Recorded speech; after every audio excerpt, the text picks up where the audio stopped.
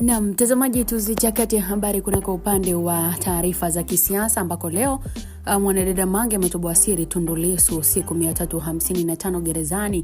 Kesi ya uhaini sababu ya kuendelea kushikiliwa inasikitisha. Karibu sana upande wa siasa. Mimi ni Official Rose D, hii ni Biomedia. Usiache kusubscribe, kushare, kulike, lakini pia kucomment. Ni mchakato wa kisheria katika kesi ya uhaini ambayo inamkabili mwanasiasa wa upinzani Mheshimiwa Tundu Antipas Lissu tayari umetimiza siku ya 34 tangu iliposimama rasmi, huku ukiwa hakuna ishara ya kurejea mahakamani hivi karibuni. Hali hii ya mkwamo inakuja wakati ambako Lissu akitimiza jumla ya siku 355 tangu alipowekwa kizuizini gerezani, jambo ambalo laibua mjadala mpana miongoni mwa wadau wa sheria na haki za binadamu nchini. Kusimama kwa shauri hilo kulitokana na hatua ya upande wa jamhuri kufungua maombi ya mapitio katika mahakama ya rufaa, na maombi hayo yalilenga kupinga maamuzi fulani yaliyotolewa katika hatua za awali za kesi hiyo katika mahakama kuu. Hata hivyo, tangu kuwasilishwa kwa nyaraka hizo wiki 5 zilizopita, mahakama ya rufaa bado haijapanga tarehe ya kusikilizwa kwa maombi hayo, hali ambayo inafanya kesi ya msingi uhaini kubaki katika hali ya sintofahamu. Kisheria, maombi ya mapitio yanapowasilishwa katika mahakama ya juu mara nyingi husababisha kusimama kwa mwenendo wa shauri katika mahakama ya chini ili kutoa nafasi ya masuala yaliyoibuliwa kutolewa uamuzi. Hata hivyo, ukosefu wa tarehe ya kusikilizwa kwa maombi hayo kwa zaidi ya mwezi mmoja umezidisha wasiwasi juu ya haki za mtuhumiwa kupata kesi ya haraka. Lissu ambaye amekuwa gerezani kwa takribani mwaka mmoja hivi sasa anakabiliwa na tuhuma nzito ambazo kisheria hazina dhamana, jambo ambalo linafanya kila siku inayopita bila maendeleo ya kisheria kuwa na uzito mkubwa kwake na kwa upande wa utetezi.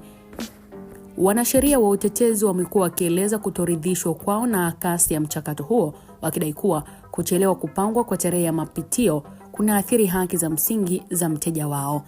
Lakini kwa upande mwingine, upande wa mashtaka umesisitiza kuwa hatua ya kuomba mapitio ni sehemu ya haki yao ya kisheria ili kuhakikisha kuwa taratibu zote zinafuatwa kwa usahihi kabla ya kesi ya msingi kuendelea. Wakati hayo yakiendelea, mtazamaji, hali ya Mheshimiwa Tundu Lissu gerezani inaendelea kufuatiliwa kwa karibu na wafuasi wake pamoja na jumuiya ya kimataifa, na kufikisha siku 355 kizuizini ni kipindi kirefu kinachopima ustahimilivu wa kisiasa na sheria. Kesi ya uhaini ni miongoni mwa makosa makubwa zaidi katika mfumo wa sheria wa Tanzania, na matokeo yake yana athari kubwa sana, si tu kwa mtuhumiwa bali pia kwa taswira ya utawala wa sheria nchini.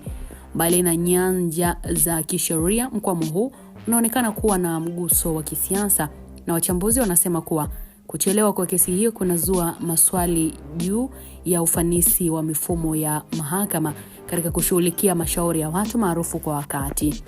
Jamii inasubiri kwa hamu kuona kama mahakama ya rufaa itatoa kipaumbele kwa shauri hili katika siku za usoni ili kuondoa wingu la sintofahamu ambalo limetanda.